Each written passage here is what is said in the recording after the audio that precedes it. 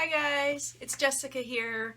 This is the question and answer video that I said I was going to make last week, and people asked questions, things that I had missed or that they wanted to ask and hadn't asked before. So I was doing my best to try to answer some of those things, and we'll see if this it's at least somewhat interesting too. I'll give me a chance to kind of ramble, which is what I like to do. But I will go through some of the questions. I won't necessarily mention names. I don't know. Because I feel I don't know. I don't know if people want me to say their names, but I have them several lists on my computer screen over here that I'm looking over at, so that I can read the questions. So this first question that I have written here is, you've probably answered this one before already, but anyways, how did you get into the hobby and which is your favorite BJD size? And how did I get into the hobby? Well, I didn't really, I never was really into dolls per se. I was always interested, I guess, in models and sculpting and figures. As when I was younger, I had toys. I guess I didn't have dolls though. I liked things like Transformers, and I did like She-Ra dolls. I had a bunch of She-Ra dolls, but those were, you know, actiony females, still very heavy fantasy, not very practical clothes that they wore and stuff. But I liked Care Bears and My Little Ponies, and I liked GI Joe and things like that too. So, but dolls did not come until much later. I got my first ball jointed doll in 2014, and I had seen ball jointed dolls previously, and I had an idea in my mind that they were really expensive, and also that they were made of porcelain. And I don't know if that idea came from seeing Enchanted Doll. I think she's the one that's got porcelain dolls up on DeviantArt a lot, and they are expensive. Ball jointed dolls made out of resin are expensive too, but like the idea that I had in my mind of what they cost was many thousands of dollars, and so it was just one of those things like, oh. And it's not like they are super inexpensive. I mean, an SD size doll can be $1,000, and that's nothing to, you know, spit at. So, but I got into the hobby because a friend of mine, she started getting ball jointed dolls, and showing me pictures of dolls, and I really liked Doll Chateau. That was one of the companies that I saw pictures of and just really liked them a lot, because they were so different, and not your typical, like, this idea, not like Barbie dolls, you know? Like, I never had any interest in Barbie dolls growing up. My sister had them, my mom was really into them. It was something that they did together, was that they would go and they collected the vintage ones, and so it just wasn't interesting to me. I think somebody got me a Cabbage Patch doll when I was in second grade. Is when the Cabbage Patch dolls were really in the 80s, when there was just like this Cabbage Patch doll craze, and I got one of those. Grandma got me and my sister one, and I don't know, I never was really super excited about her or anything. I liked my Transformers, and played He-Man with my little brother, with his little He-Man figurines. So, I don't know, I went off on a tangent there, but I guess what Doll Chateau was probably something I really liked their sculpts, and then I liked Twigling and I liked Lilycat, and so I'd been looking at their sculpts for a long time before, or a long time, like several months, and my first doll was a Anthro Lutz, and so that was the other thing, is that I liked Anthro dolls. So any of the Anthro dolls that I saw, I really liked a lot too. So my first one was a Kid Delph Leo, which is an Anthro sculpt. And then my second doll was a doll Chateau Christina. So, and she was, at the time, she was like the doll that I wanted probably the most of any doll, was a doll Chateau Christina. And I really wanted dolls like Lilycats and Twiglings.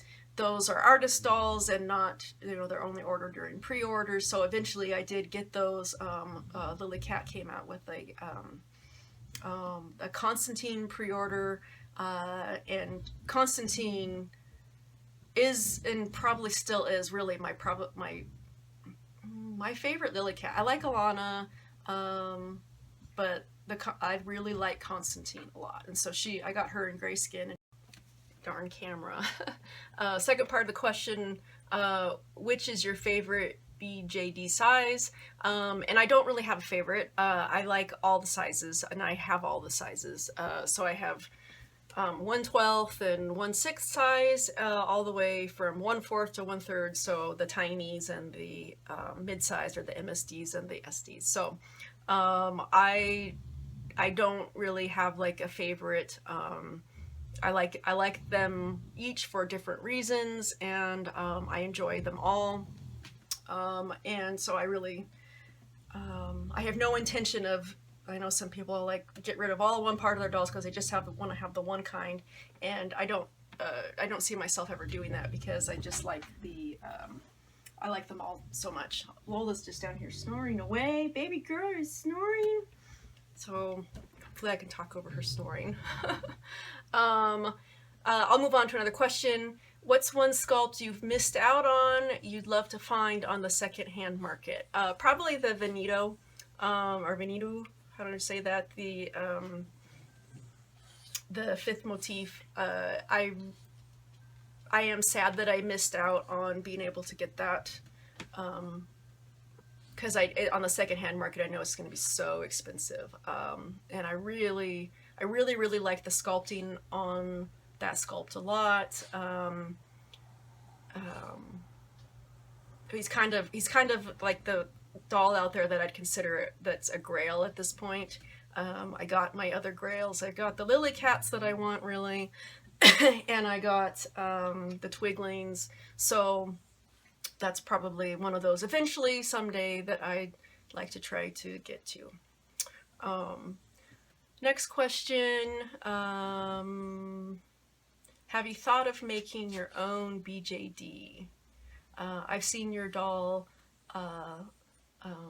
they're talking about Edelweiss, but I was wondering if you would want to cast a doll in resin. And, you know, I probably, like, I don't have a lot of interest in making a ball jointed doll.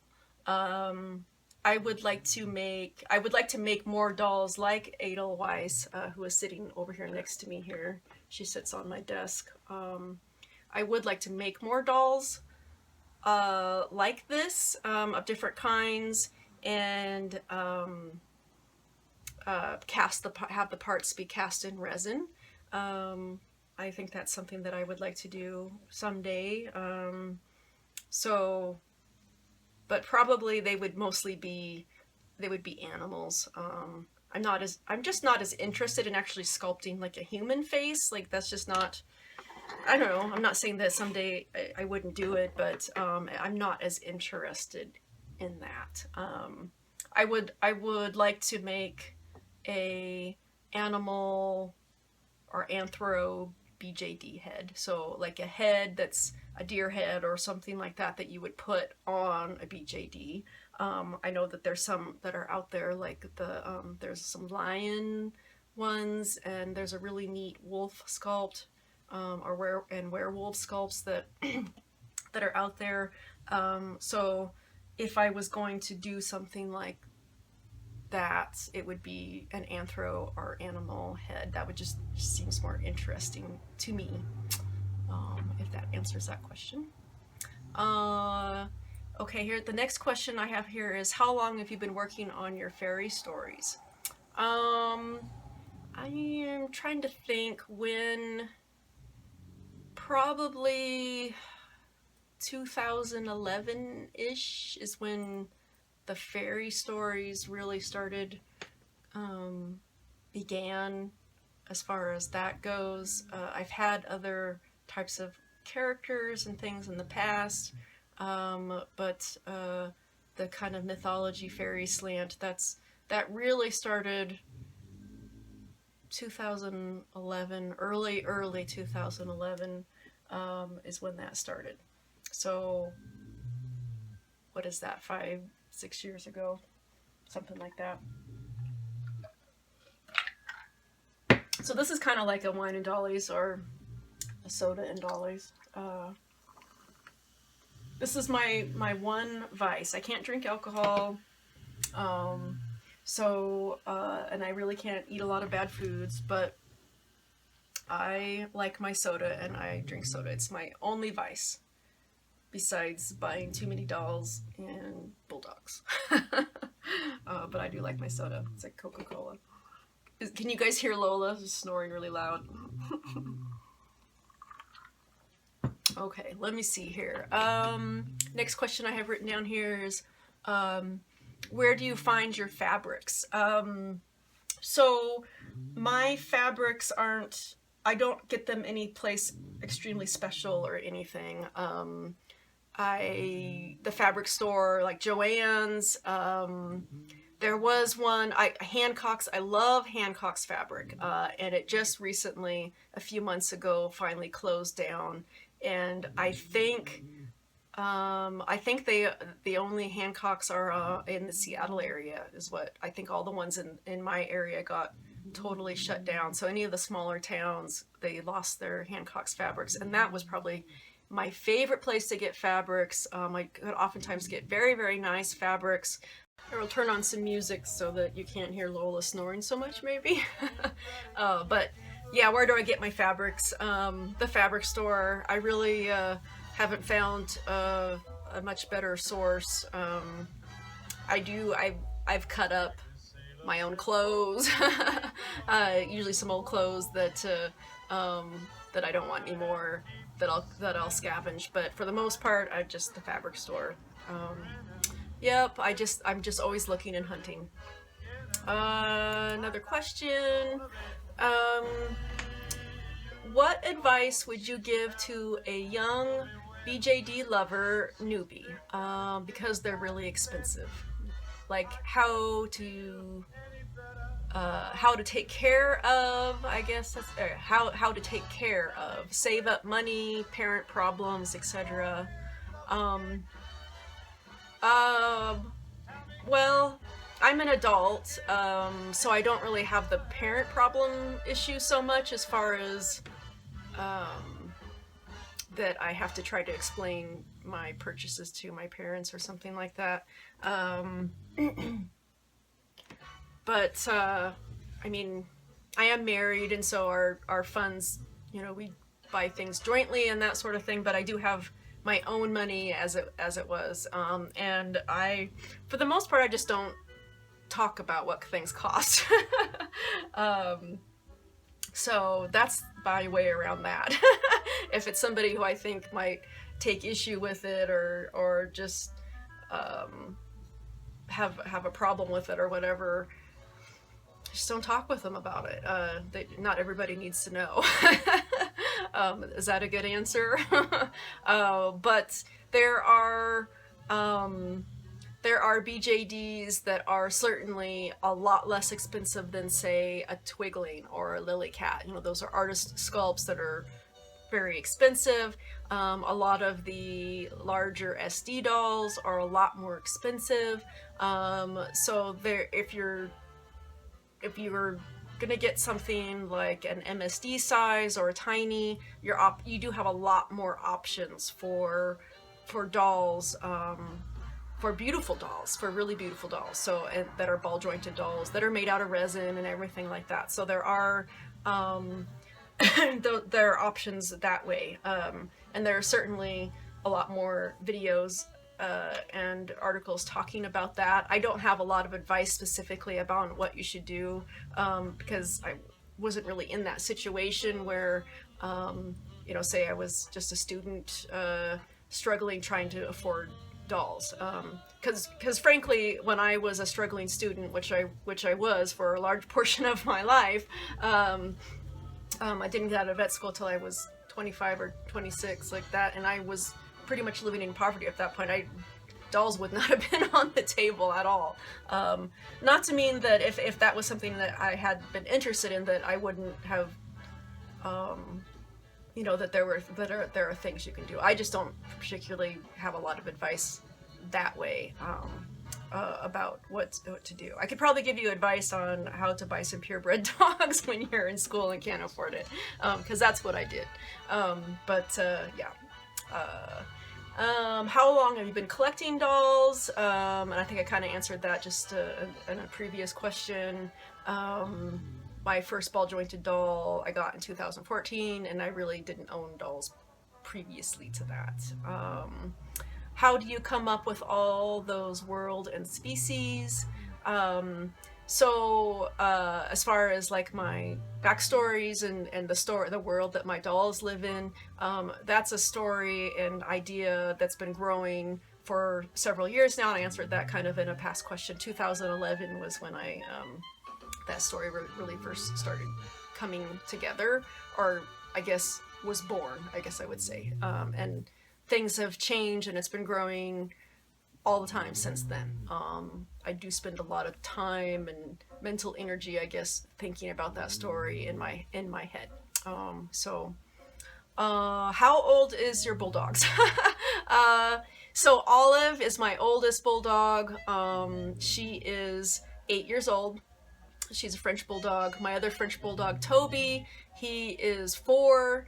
And Lola, my English bulldog, is almost 2, maybe a little over 2, somewhere around there, because I actually don't know her exact birthday, because I got her I got her secondhand. She was a rescue of sorts. Yeah. Next question. I was wondering how you came up with all the beautiful names you have for your dolls and characters. And I think I had answered Red Alley Cat. She asked this previously, and I think I did respond in a comment. Maybe I didn't, but a lot of especially my main characters,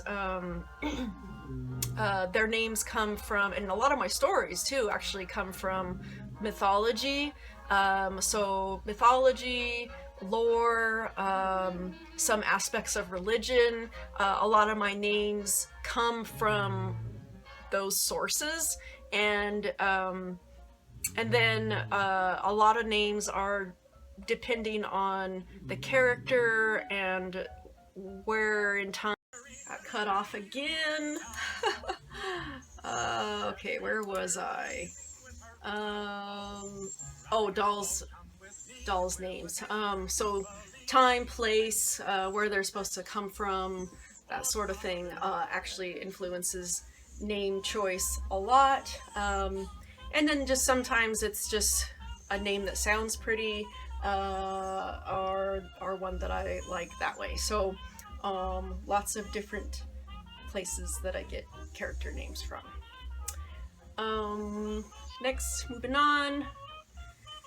Oh, this is kind of asking, have you always been into dolls? When did you become interested? Kind of answered that already. How has being in the BJD Blythe doll community been a good experience? How has being in the BJD Blythe doll community been a good experience? It has been a good experience. It has been a good experience for me. I get to talk with a lot of other people who like dolls too, and made new friends. In a lot of ways, I'm pretty socially isolated just because of being older and having moved to a new location and working all the time. It's harder to make friends a lot of times when you are an adult that's working all the time. and and then having some illness issues and things like that. I just and an introvert, so there's that.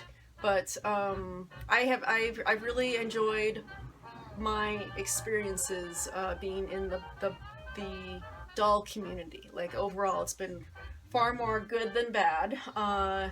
And when people say that the community is toxic and that sort of thing, I think it just kind of depends on where you are and what you're doing.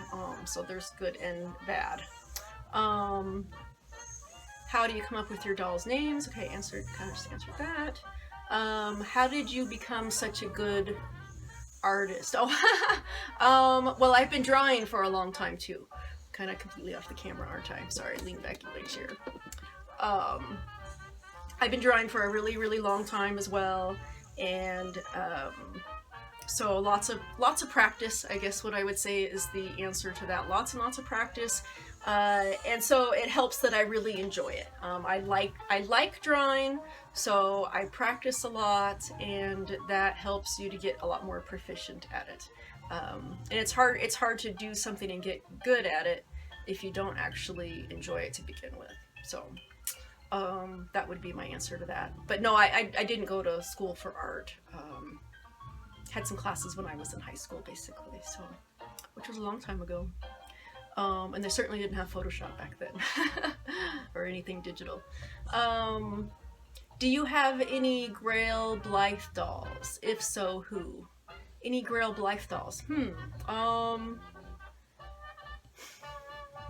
You know, I really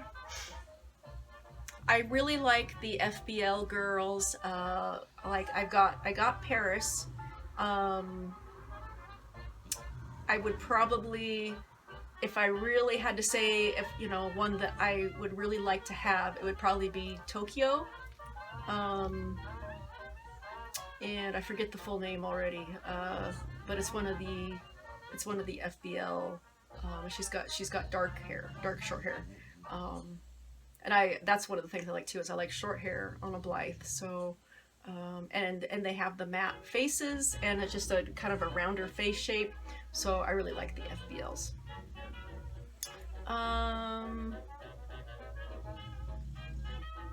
What do your friends and family think of your dolls?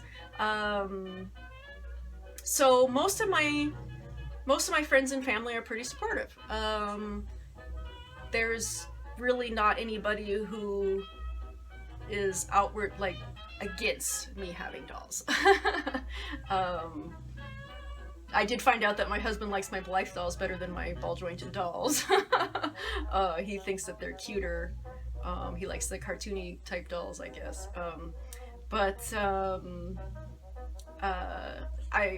My family's pretty supportive. My mom really liked my dolls when she visited last year, and my mother-in-law, who lives close, she has 2 ball jointed dolls now.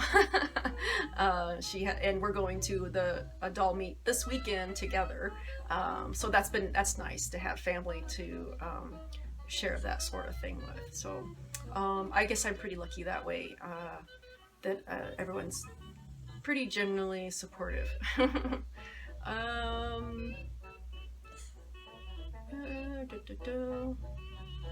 How do most people react when they learn about your dolls? Again, and I think I've kind of talked about that a little bit, that most people are pretty positive about it. I don't go around shoving pictures of my dolls on. Hey, I just met you. Here's some pictures of my doll.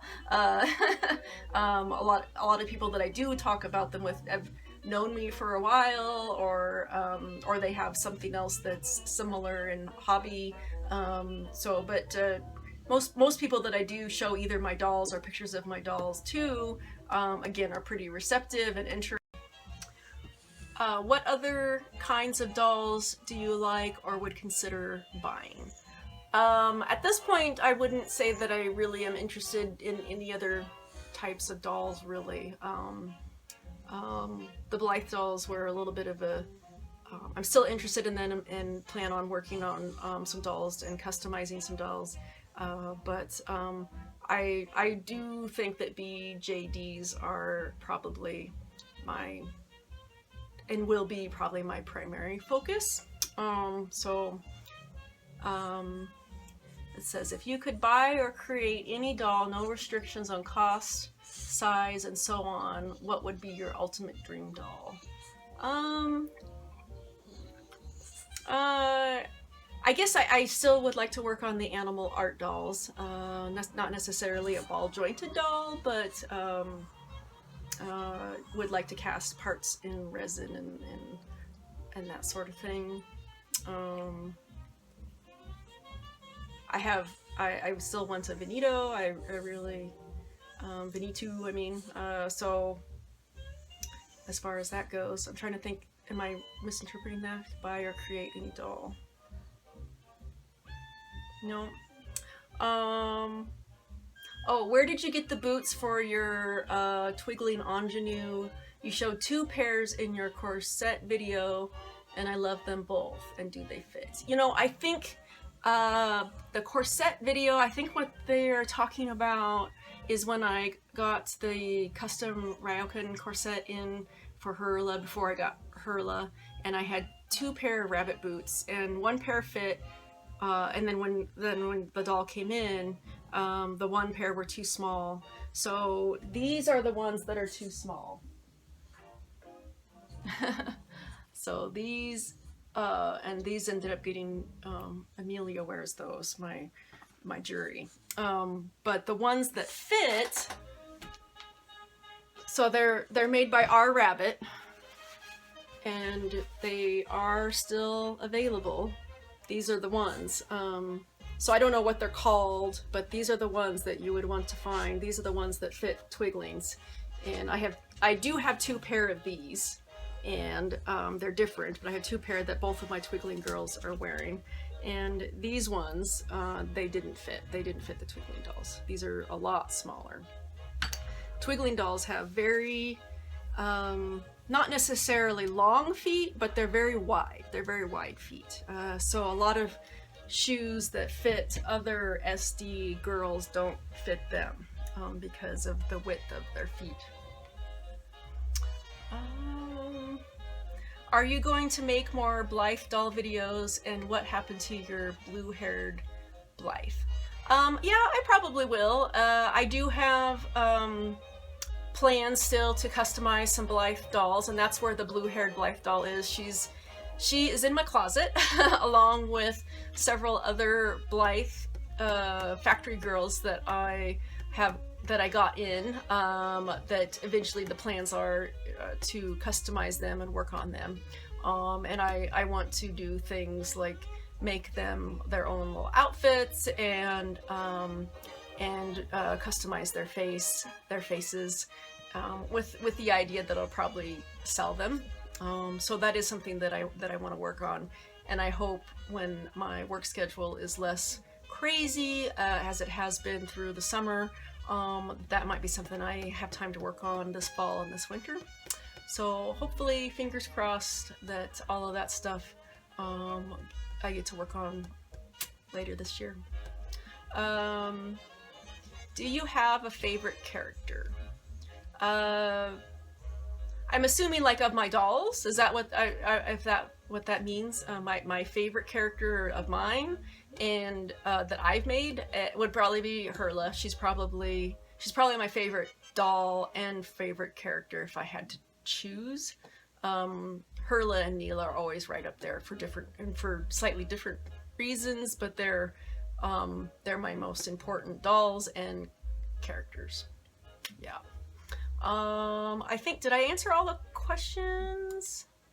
I had them written down. It's a few different places. Yeah, I think so. I think I got all of them. Hopefully that wasn't too awful to watch. I feel like I started to lose my focus a little bit here because I'm getting tired. And so I think I will avoid making any more videos today because I'm sleepy.